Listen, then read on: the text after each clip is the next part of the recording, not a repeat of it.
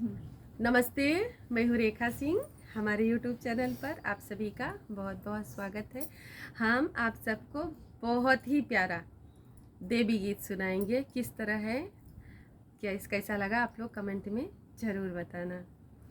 बनल रहे नैहरवा हे मैया, बनल रहे ससुरवा, बनल रहे नैहरवा हे मैया, बनल रहे ससुरवा।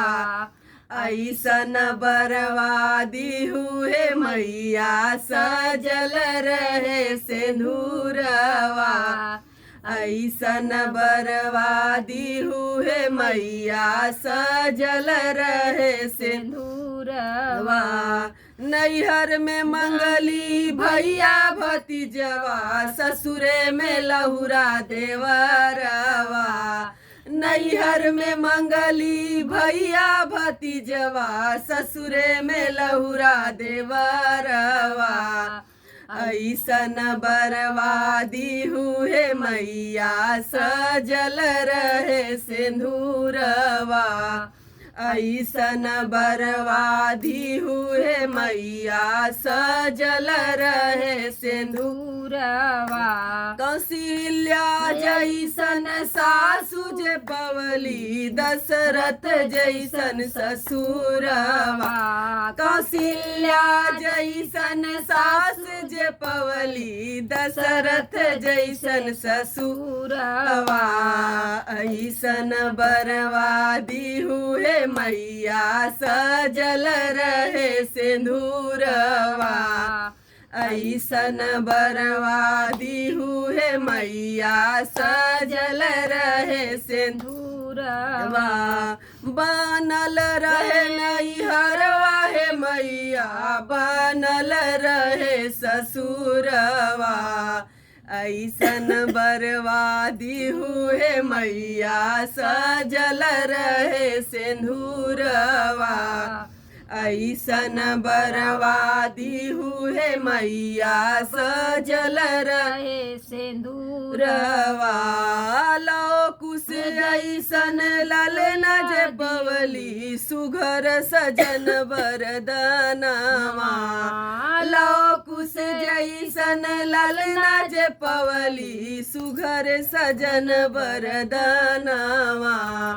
ऐसन बरवादी हुए मैया, सजल रहे सिंदूरवा।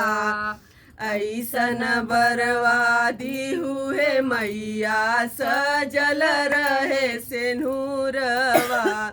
बेटी के मांगी लाली चुनरिया, दमदा के अच्छी नौकरिया।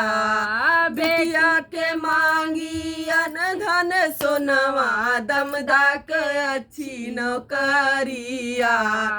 ऐसन बरवादी हुए मैया, सजल रहे सिंदूरवा। ऐसन बरवादी हुए मैया, सजल रहे सिंदूरवा। बहुआ के मांगी अन धन, बहुआ के मांगी लाली चुनरिया, बेटा के अच्छी नौकरिया। बहुआ के मांगी लाली चुनरिया, बेटा के लंबी उमरिया। ऐसन बरवादी हुए मैया, सजल रहे सिंदूरवा। ऐसन बरवादी हुए मैया, सजल रहे सिंदूरवा। बनल रहे नैहरवा हे मैया, बनल रहे ससुरवा। बनल रहे नैहरवा हे मैया, बनल रहे ससुरवा। ऐसन बरवादी हुए मैया, सजल रहे सिंदूरवा। ऐसन बरवादी हुए मैया, सजल रहे सिंदूरवा। जय माता जी।